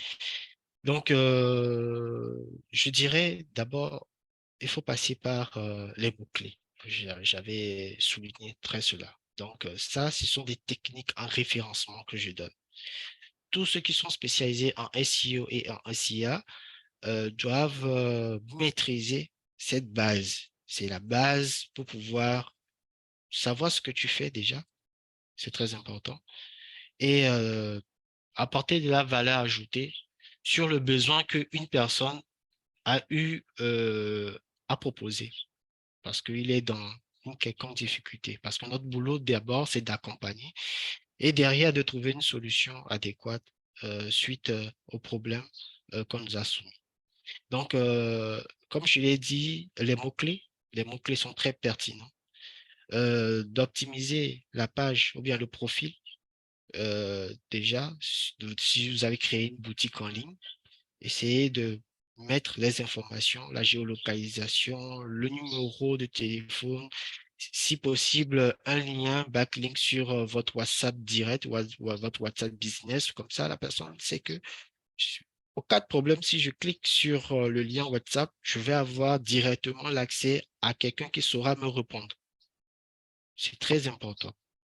Donc, il faut avoir ce qu'on appelle de la proximité auprès de votre communauté. Ça permet de créer du trafic et vous êtes bien référencé. Là, ceux qui ont l'habitude de promouvoir des publications sur Facebook, ou bien ceux qui ont créé une page, ne serait-ce qu'une seule page sur Facebook note votre interaction que vous avez avec les prospects. Répond environ dans les 3 minutes, répond environ dans les 5 minutes, et très souvent en ligne. Tout cela, ce sont des bonus, ça permet de mieux vous référencer sur Internet. Quand on recherche, euh, on recherche à trouver une solution qui répond à votre contenu, vous serez tout de suite dans la file des premiers dans les moteurs de recherche. Donc, j'ai pas aussi de la qualité du contenu. Il faut que votre contenu soit optimal. Optimal, c'est-à-dire que ça répond à votre public cible. Vous ne pouvez pas être dans le e-commerce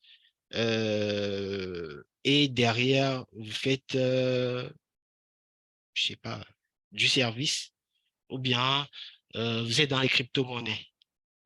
Voilà, c'est pas toutes les actions que vous faites doivent être de façon pas hétérogène, mais homogène. Donc, ce qui fait que l'algorithme vous juge assez pertinent et de ce cas, vous êtes mieux référencé. J'ai parlé aussi des hashtags. Comme je l'ai dit, les hashtags, c'est très important. Ça permet d'avoir une visibilité du contenu qui est posté sur les réseaux sociaux. que ce soit pour une boutique ou bien pour un site web. Donc, il faut savoir ici, sur ce plan, la façon dont on gère une boutique est un tout petit peu différente de la façon dont on gère un site web. Mais c'est pratiquement dans les mêmes façons d'opérer, mais c'est juste que c'est quelques éléments qui, euh, qui se différencient, mais pratiquement, c'est, voilà. Et puis, bon, créer des backlinks, ça crée aussi du trafic et ça permet, en fait, tous ces éléments permettent, voilà, un beau jour, vous êtes là, vous tapez boutique 221 et vous voyez que boutique 221 est figurée soit au deuxième ou bien au troisième. Donc, ça veut dire qu'il vous faut un tout petit peu d'effort pour voilà, surmonter et surplanter ceux qui sont devant vous. Mais ce n'est pas impossible, je l'ai fait, vous pouvez le faire. Donc, c'est juste qu'il faut du temps, il faut de la bonne stratégie, comprendre réellement quelle est la cible du client pour mieux interagir et pour avoir assez de trafic et donc être bien référencé. D'accord, merci pour ces conseils concernant les référencements. Nous allons aller tous tester pour voir comment ça marche et il nous faut également de la patience. Alors, nous avons parlé de comment utiliser les publicités, comment faire des bonnes créas, des bonnes campagnes, etc.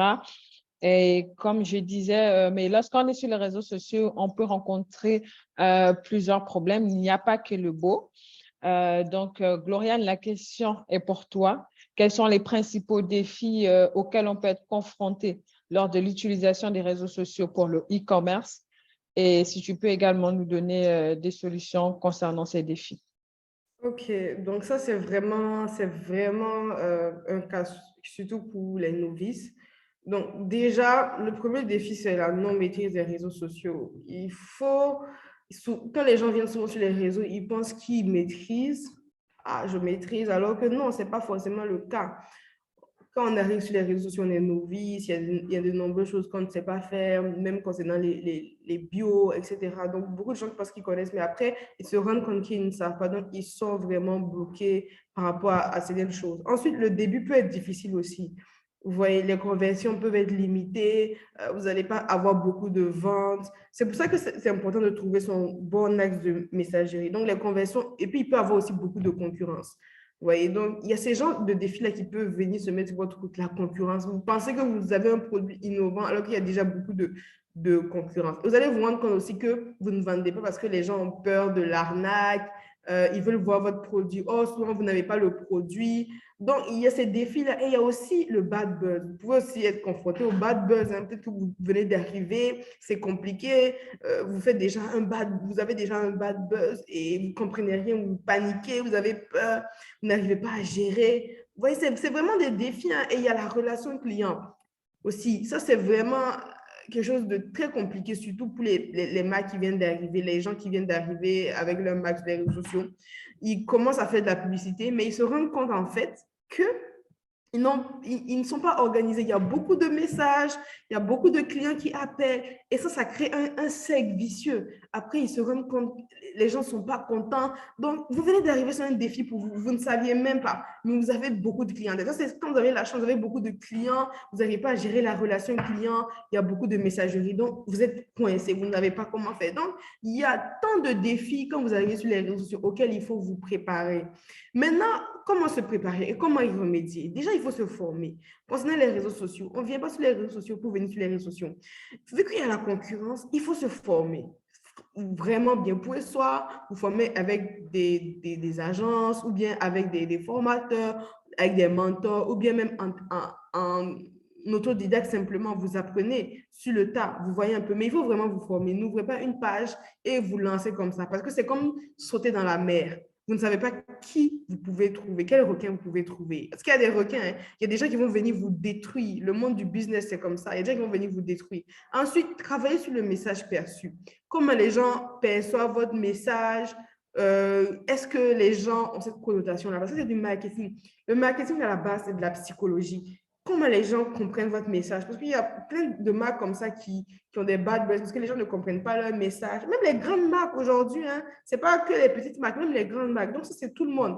comment les gens comprennent votre message, et puis essayez de, pour éviter, pour peut-être réduire vos peurs concernant aussi votre nouveauté sur les réseaux sociaux, mettez en avant la vie, le cœur de votre entreprise, comment vous commencez, l'histoire. Ça peut vous rassurer et puis ça peut donner même une certaine confiance à votre audience. Ils vont se dire, ah, elle vient de commencer ou bien il vient de commencer. Et c'est quelqu'un de très ambitieux. Donc, vous aurez des encouragements. Donc, vous aurez moins peur quand vous vous lancez, quand vous êtes confronté à ces défis-là. Vous voyez un peu. Et aussi, faites beaucoup de veille. Comme je disais, faites beaucoup de veille. Analysez la concurrence, analysez les mots-clés, les nouveaux mots-clés, analysez les nouveautés, analysez ce qui va, ce qui ne va pas. Faites beaucoup de veille pour voir si vos clients ils sont contents, ils ne sont pas contents, si vos produits ils sont bien, ils ne sont pas bien. Vraiment, faites de la veille pour vraiment éviter d'être confronté à ces défis que j'ai cités plus haut là. Aussi, anticiper. Il faut vraiment anticiper. Peut-être que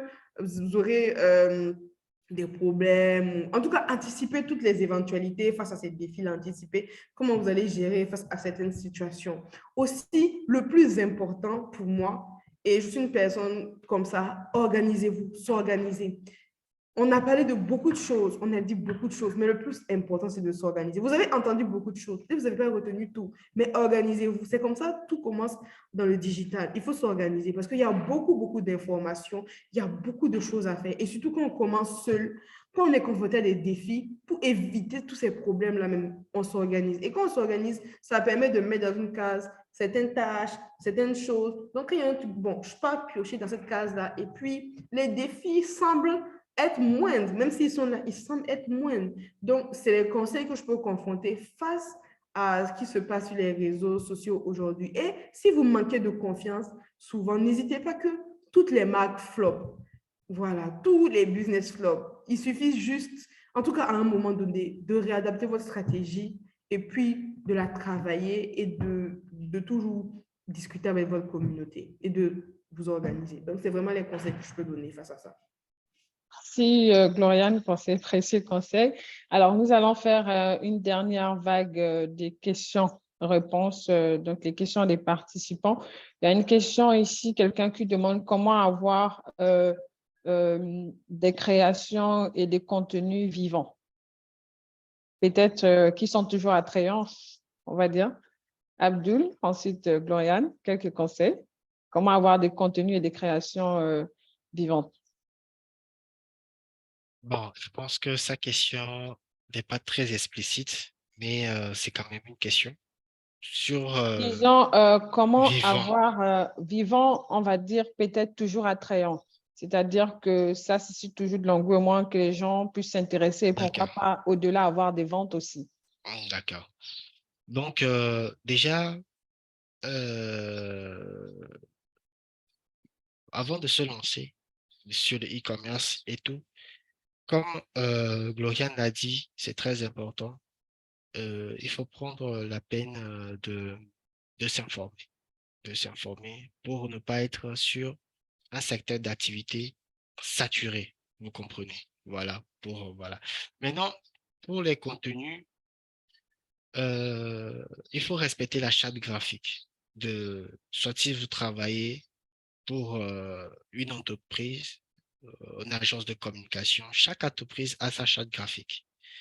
Peut-être tu crois que ton contenu est très bien fait, mais c'est très bien fait, mais ne respecte pas la charte graphique du client. Le client va dire que ton contenu n'est pas pertinent. Mais quand on voit le contenu, ça répond dans le fond. Mais dans la forme, ce n'est pas lié directement au client donneur d'ordre. Ça, c'est un aspect.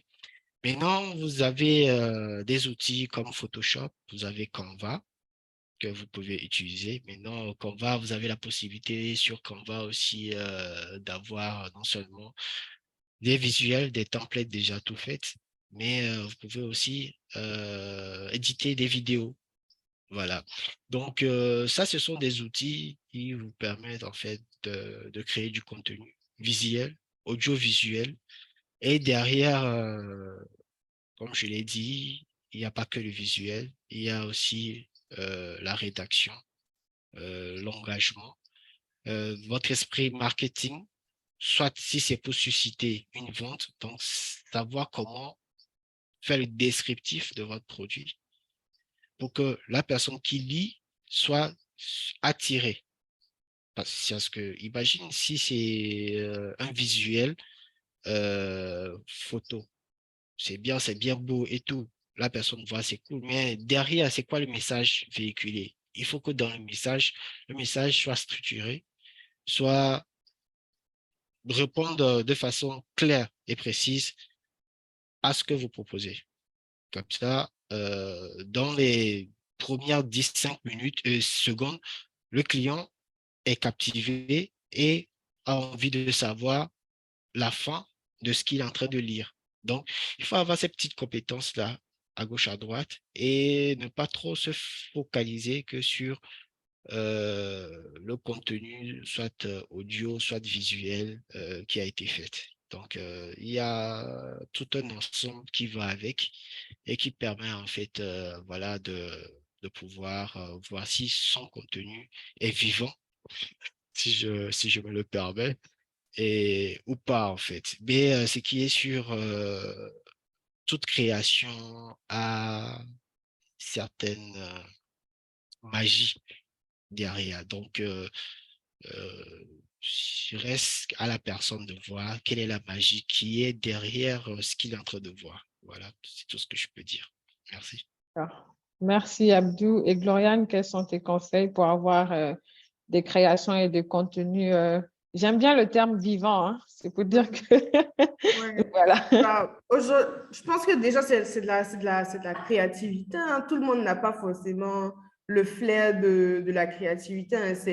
On peut se former. Moi, en tout cas, je conseille d'abord de se former, mais la créativité, ça reste quand même un don. Tout est créatif, mais ça reste quand même quelque chose qui a un don. C'est vrai que ça se travaille, mais il faut avoir quand même ce don-là. Donc, moi, déjà, je peux vous conseiller peut-être de vous former, de suivre une charte graphique. Donc déjà visuellement, même si vous n'êtes pas très fort, ça aura un peu de sens ce que vous faites. Aussi, comme Razak l'a dit, c'est d'avoir des mots-clés, des mots qui frappent. Donc quand vous faites votre affiche, même si ce n'est pas très beau, ayez une phrase qui frappe rapidement quand les gens voient, ils ont envie peut-être d'acheter, vous voyez, même si votre visuel n'est pas très beau. Et il y a des applications aujourd'hui qui vous permettent de faire des visuels rapidement. Il y a Canva, il y a Trello, il y a Photoshop, ça c'est un peu plus compliqué. Il y a Illustrator, ça c'est un peu plus compliqué, mais il y a quand même Canva et Trello. Donc, vous pouvez faire des visuels rapidement, mais il faudrait quand même apporter votre touche, quoi. Vraiment votre touche et que ça soit vraiment cohérent, même en termes de police. Tout doit être cohérent. Maintenant, si vous manquez de créativité, vous pouvez utiliser peut-être vous pouvez taper dans ChatGPT. C'est une intelligence artificielle. Vous tapez peut-être idée de contenu. Je n'ai pas dit de taper des mots, mais vous tapez idée de contenu peut-être pour votre marque de chaussures, votre marque. Ça va sortir beaucoup de choses. Donc, ça va vous permettre quand même d'avoir des idées. Ou bien vous partez aussi sur Internet, sur Pinterest. Vous essayez de vous rafraîchir en termes de créativité et ça va venir. Le plus dur, c'est d'avoir de la créativité. Mais ça se travaille. Comme je l'ai dit, ça se travaille et vous devez chercher de l'inspiration aussi. Donc, c'est surtout ça. Le visuel, ça compte beaucoup. Comme on le dit, quand on voit un joli gâteau par rapport à un vilain gâteau, qu'est-ce qu'on a envie de choisir? Même si le gâteau n'est pas bon, le joli gâteau n'est pas bon, les gens vont choisir le joli gâteau, non? Ou bien, mais c'est ça. Donc, le visuel, ça compte énormément. Et après, il y a d'autres paramètres qui rentrent en compte. Donc, c'est ça. Au pire des cas, si vous n'êtes pas fort, il y a des agences comme les nôtres qui peuvent vous aider, hein. On a des petits packaging pour les petites entreprises, juste pour la création de contenu. Voilà. Merci. D'accord, ok. Merci Gloriane pour tes précieux conseils également. Nous tirons bientôt à notre fin parce qu'il y a pas mal de choses à dire, il y a pas mal de questions. Je tiens à signaler que nos intervenants sont disponibles et ils sont très actifs, notamment sur LinkedIn. Voilà, donc vous pourrez toujours les contacter via LinkedIn en inbox ou bien les suivre sur leur page pour voir un peu les activités qu'ils font et les services qu'ils proposent. Nous avons parlé de pas mal de choses, vous avez donné beaucoup de conseils, mais j'aimerais qu'on résume par rapport au thème. Donc, c'est une question bonus pour vous deux. Au-delà de tout ce qu'on s'est dit jusqu'ici, donnez-nous chacun 3 conseils pour 3 conseils de base ou 3 conseils pour obtenir des clients et générer des revenus sur les réseaux sociaux. Pour revenir à la question de base, donc 3 conseils pour obtenir des clients et générer des revenus sur les réseaux sociaux. Qui veut commencer? Abdul, apparemment, tu bouges des lèvres, vas-y. Voilà, donc en résumé, sur tout ce que on a eu à échanger sur ce webinaire, très enrichissant d'ailleurs.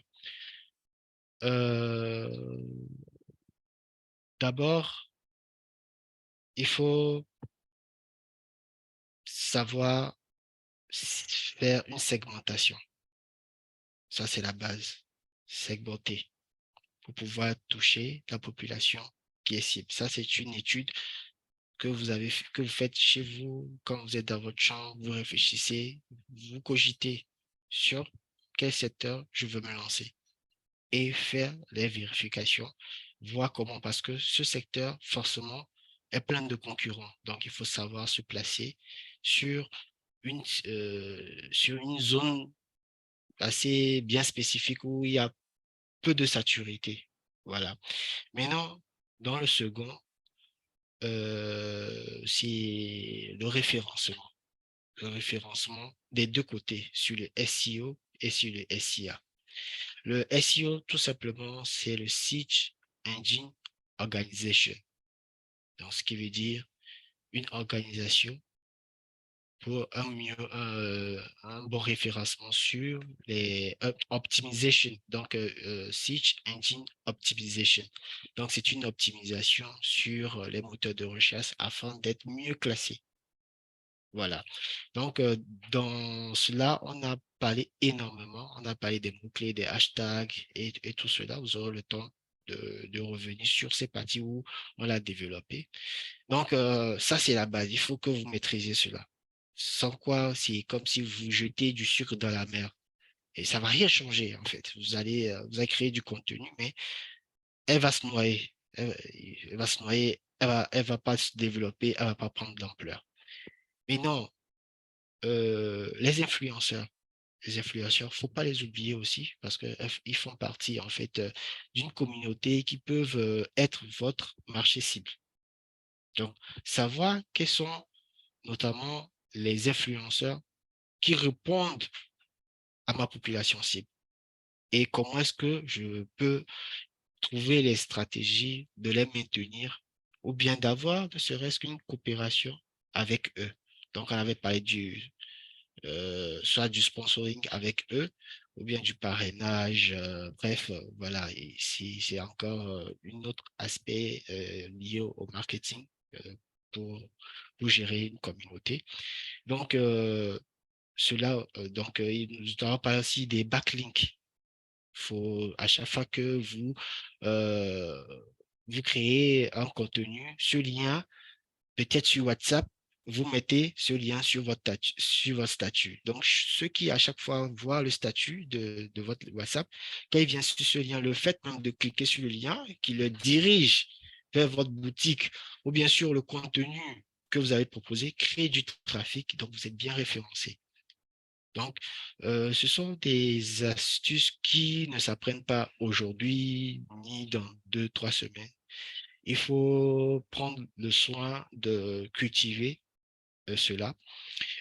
Comme Gloria l'avait dit, soit par freelance, tu es dans le secteur et pour mieux acquérir ton savoir-faire, tu proposes tes services aux entreprises par le freelance. Tu te formes comme ça, petit à petit, et tu as de l'expérience. Et avec des années, tu deviens un consultant si tu souhaites. Voilà. Donc, ne jamais croire que tout est acquis et tout est facile. Il faut que tu travailles conséquent derrière et toujours se focaliser sur le but et les choix qu'on s'est donnés. Ne jamais prendre l'initiative d'abandonner sur le cours du chemin parce que j'ai essayé ceci, ça n'a pas marché. Bon, bref, le e-commerce, il y a trop d'anarques et tout et tout. Moi, j'ai vu le cousin de ma tante, de son petit frère, il a essayé, il n'a pas duré et tout.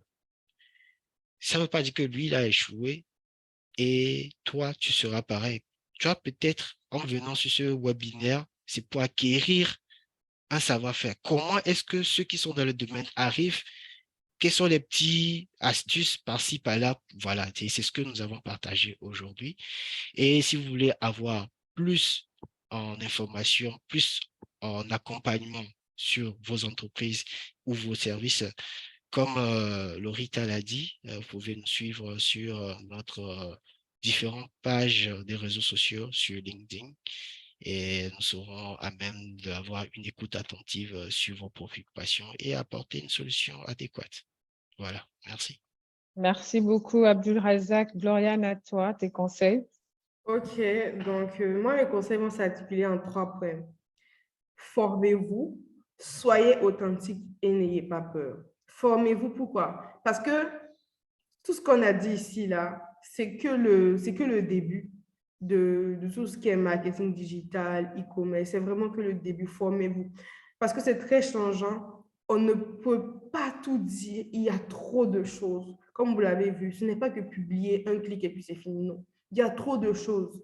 Formez-vous, formez-vous, formez-vous, formez-vous. Ensuite, soyez authentique. Soyez clair dans votre image. Soyez net afin qu'on vous comprenne. Soyez vraiment le plus transparent possible. Soyez authentique. Les gens vont savoir, comme ça, quand on voit, on sait si c'est votre marque, on sait que c'est votre marque. Soyez authentique. Ensuite, n'ayez pas peur. N'ayez pas peur de vous lancer. N'ayez pas peur de recommencer. N'ayez pas peur de mettre de l'argent. N'ayez pas peur. N'ayez pas peur.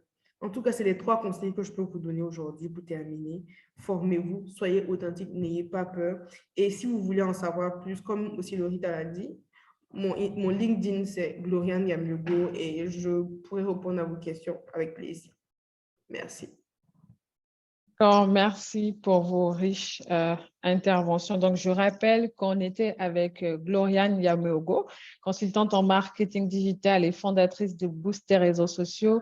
Et également, le second intervenant, c'était Abdul Razak Tanko, committee manager spécialisé en référencement COCA, réseaux sociaux et relations influenceurs. Vous pouvez les contacter également sur leur LinkedIn. Et sans oublier que ce webinaire a été c'est fait grâce notamment au ministère de la Consommation, du Commerce et des petites et moyennes entreprises du Sénégal qui a lancé l'initiative Boutique 221, qui est une plateforme nationale d'e-commerce, voilà, au Sénégal. Et l'opérateur technique de cette plateforme, c'est Gaindé 2000. Notons que la plateforme a pour objectif, comme je disais dans mon introduction, de donner de la visibilité aux commerçants, aux producteurs artisans et des artisans locaux. Donc, n'hésitez pas à parler de cette plateforme également autour de vous et n'hésitez pas à aller visiter le site www.boutique221.sn et ils sont également présents sur différents réseaux sociaux, Boutique 221, sur LinkedIn, sur Facebook, voilà, sur Instagram. Vous pouvez checker et voir un peu qu'est-ce que cela fait. Donc, qu'est-ce qu'ils font exactement? Nous sommes arrivés à la fin de notre webinaire. Mais ne vous inquiétez pas, il y a d'autres webinaires qui arrivent, donc restez connectés sur les pages de Boutique 221. Voilà, je fais la pub de Boutique 221. Allez-y, allez-y, allez-y, allez-y chercher D'accord. pour ne rien rater. Je peux donner un petit mot de fin, si possible. Oui, vas-y, Donc, Abdou. déjà, j'aimerais remercier Madame Betiba, donc directrice de OUA Company SAS, consultante nationale en inclusion numérique ici au Sénégal, qui m'a invité à ce webinaire qui est très riche, vraiment, que j'ai appris beaucoup auprès de euh, ma panéliste Gloriane Yameogo et un entretien qui a été bien servi par Lorita Simou. Et j'en sors moi-même très inspiré et très content. Donc, je remercie tous ceux qui ont pris la nécessité de mettre ce webinaire à jour et d'œuvrer pour donner cette sensibilisation assez technique dans une communauté, dans un échange assez fluide pour pouvoir partager les connaissances à tout le monde qui s'y intéresse surtout. Voilà.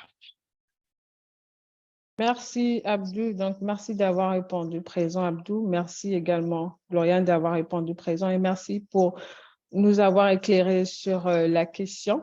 Nous disons merci, je disais tantôt au ministère du Commerce du Sénégal, merci aux partenaires Gandhi 2000 pour le travail au quotidien qui gère la plateforme et merci aussi à Humosir pour le soutien financier.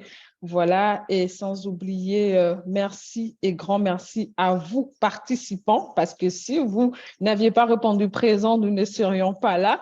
Nous vous disons merci et à très bientôt pour d'autres webinaires. Bien des choses à vous. Bye. Au revoir.